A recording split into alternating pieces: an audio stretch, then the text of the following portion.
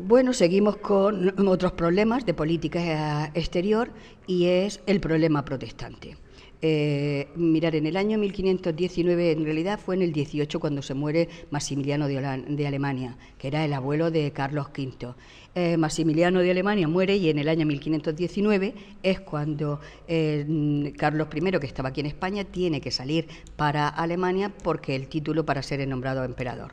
Pues ya en el año 1517 un monje agustino llamado Martín Lutero había protestado contra las indulgencias, poniendo en Gutenberg, en la catedral de Gutenberg, pues sus 95 tesis en contra de las indulgencias.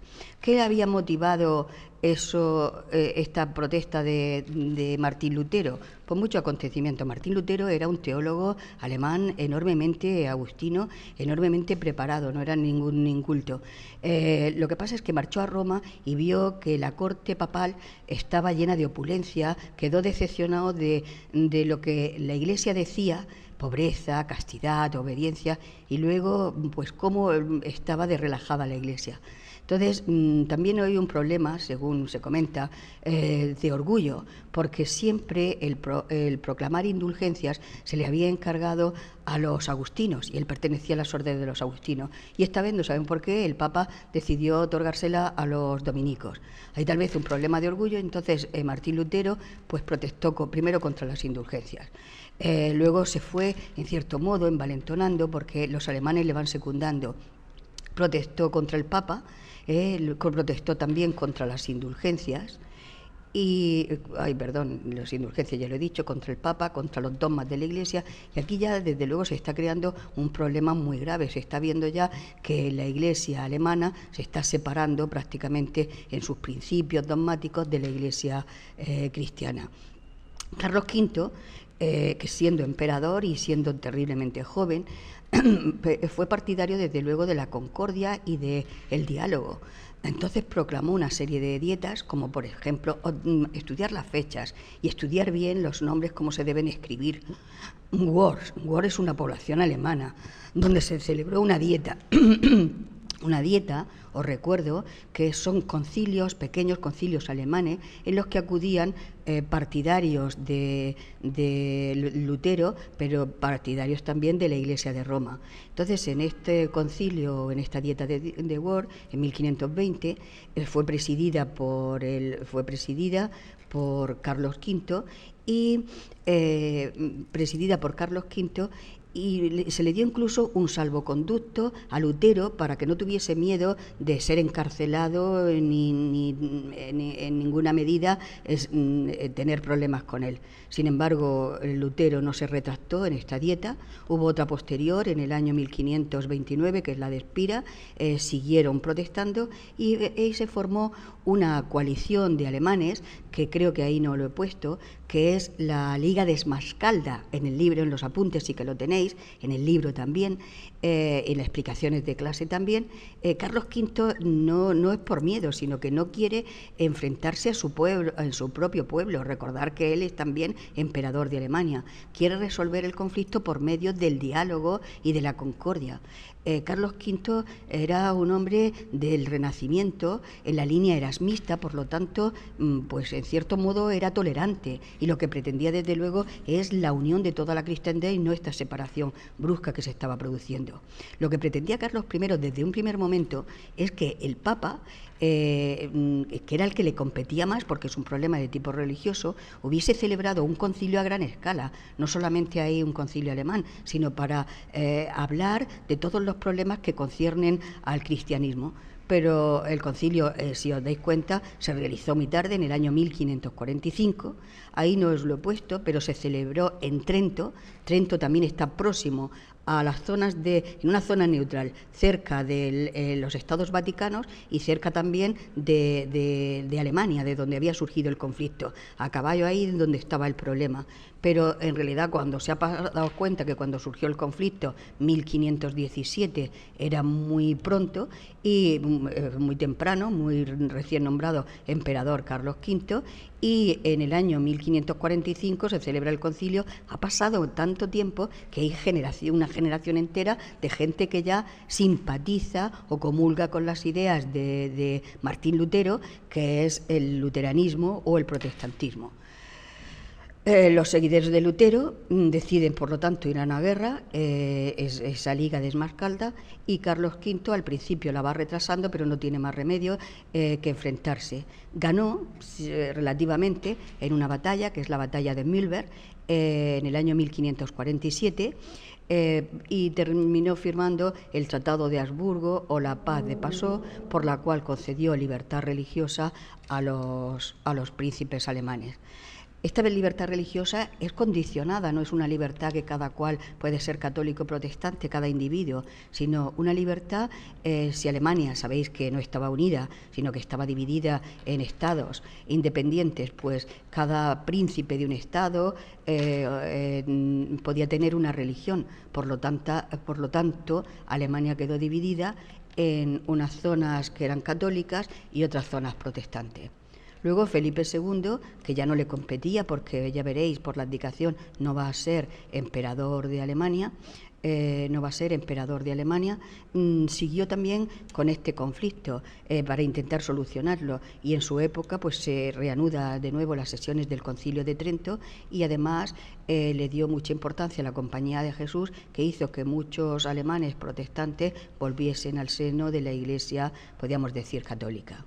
Mirad, aquí estáis viendo un mapa que es cómo quedó Europa después de la guerra, de la batalla de Mühlberg y del Tratado de Passau.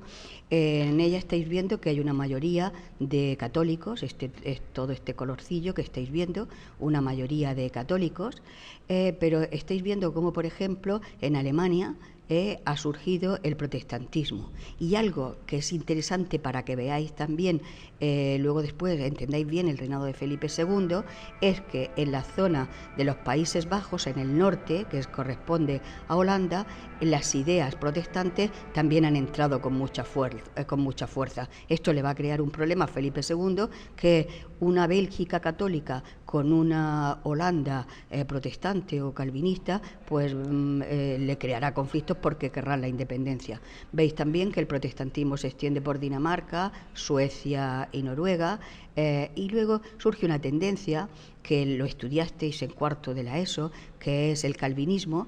Tiene su sede principalmente, su creador es Calvino, el originario, porque nunca se crea, pero es el programador de esa doctrina, va a ser Calvino, y predica en Suiza, y luego se extiende también pues a zona de los Países Bajos. A los calvinistas franceses, que luego también vamos a ver en el reinado de Felipe II, van a crear ahí un conflicto, se les llama hugonotes.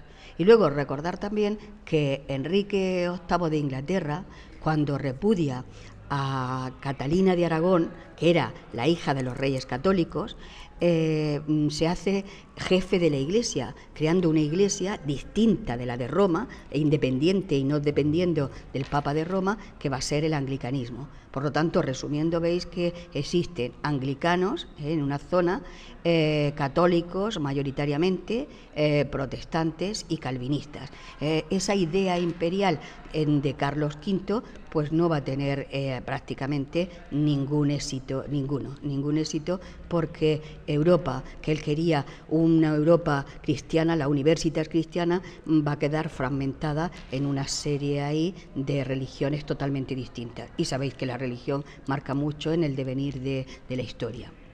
Mirar otros enfrentamientos, pobrecillo, es mucho, pero tenéis que cogerlo esto y oírlo poco a poco. Otros enfrentamientos de política exterior que tuvo Carlos V fue el enfrentamiento con los turcos. Este mapa nos sirve para que veáis que el Imperio turco estaba prácticamente lindando con los territorios. Aquí está Hungría. En Hungría reinaba un cuñado de Carlos I, que estaba casado con una hermana suya, y estaba lindando prácticamente con los territorios imperiales de Carlos V. Los turcos amenazaban no solamente por el continente, sino también por toda Europa. Esto es lo que va a hacer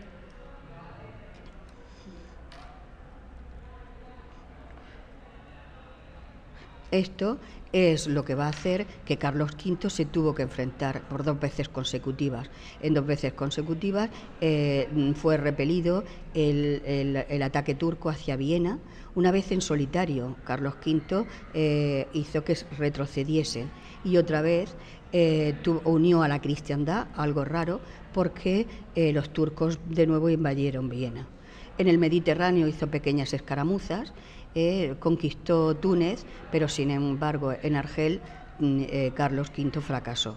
Esto lo tenéis mejor en los apuntes, lo tenéis igualico que os he dicho, igual de la misma forma que os he dicho. Mirar, ¿qué ocurre con Carlos V? Esto lo estáis viendo también con vuestros compañeros que os están explicando perfectamente Felipe II. Carlos I de España y V de Alemania fue un rey, y esto me lo habéis preguntado en clase, todavía con un concepto medieval del Estado. Es decir, no tenía corte fija y además acudía donde estaba el problema. Era un rey como mucho más cosmopolita, era un rey muy de la Edad Media. Tenía enfrentamientos en la Alemania que se enfrenta con los turcos, está personalmente dirigiendo las batallas. Felipe II va a ser un rey distinto, se va a enfrentar, se va a ver solamente situado en España, sale muy pocas veces y pone su corte en Madrid. Esto, el que fuese un rey tan viajero y además el que tuviese tantos problemas, ya os he dicho su enfermedad, también hereda ciertas depresiones. Sabéis que viene de una familia, su madre era Juana la Loca, su abuela, la madre de Isabel la Católica, también había estado enferma mental, y tuvo, cuando no venía el dinero, el oro y la plata de América, cuando los prestamistas, los fíjeros, no le hacían esos préstamos, tuvo muchos momentos de decaimiento. Entonces esto hizo que Carlos I fuese un rey que prácticamente le fuese agotando los enfrentamientos con Francia, con los turcos, con los protestantes. Por eso, aproximadamente a partir del año 1555, va abandonando los problemas de Estado para ir dando paso a la abdicación. Ahora, a ver, bien, ¿cómo abdica? Él se había dado cuenta que un imperio tan grande, con gente tan distinta como somos los españoles, los alemanes, los italianos, era muy difícil esa coordinación que él pretendía. Y entonces ese gran imperio lo dividió de 2 maneras. Austria y el derecho a ser nombrado emperador se lo concedió a su hermano Fernando, y es paradójico porque Fernando había sido educado en la corte española con los reyes católicos, mientras que él, recordar que siendo emperador de Alemania, había sido educado en Gante, y bueno, siendo rey de España, había sido educado en Gante y desconocía el español.